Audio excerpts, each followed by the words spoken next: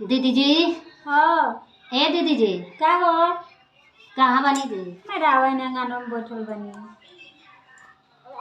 अरे बाप रे, ई कलेला बनी जी, बड़ा देखा सुंदर था। लागत है। ये तो कल किन के लिए कौन सा? ई खरीदने का?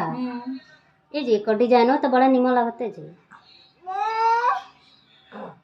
अच्छा ये बताइए, एथी आई राव पैसा खातो पर आइल भाई 10,000 जो ना आवता भर ले अरे ना। वो ना उठा के किन्नी है। उहे पैसा के किन्नी है। ये उठा के किन्नी है। आ कोनो बिजनेस ना खोलेला कि कान में के किन लेनी है। मार मुंह मतलब सब 10,000 के का हो जी? कोनो काम के नहीं थे। वैसे सोचने ये वो किन्नी। ए जी तो 10,000 के कान में करो रखी बड़ा दिल रतन 50-60,000 तो नहीं कोनो को बिजनेस से कर ली है। 10,000 में 5,000 में कौन दुकान है दौड़ी हो जाए।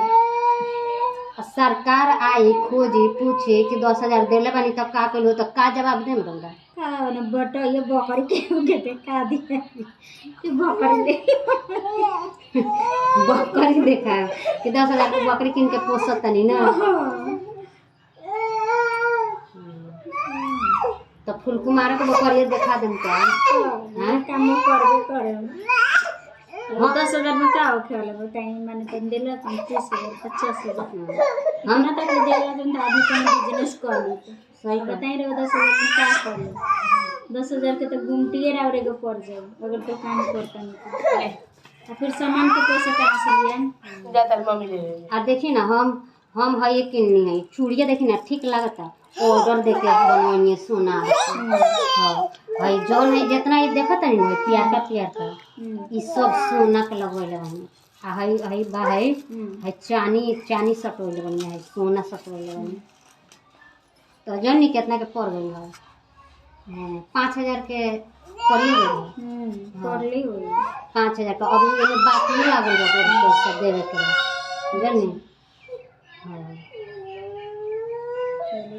ये पैसा मिला जौन जीविका के ये सब पहन में वही देखी 3,500 के लेनी है। तो जोड़ ली मान ली 5,000 या 3,000 कितना हो? 8,000 हो गई। तो 2,000 में अथी का कमी कि 1,000 में घर के राशन पता ही मंगा देंगे जन्नी।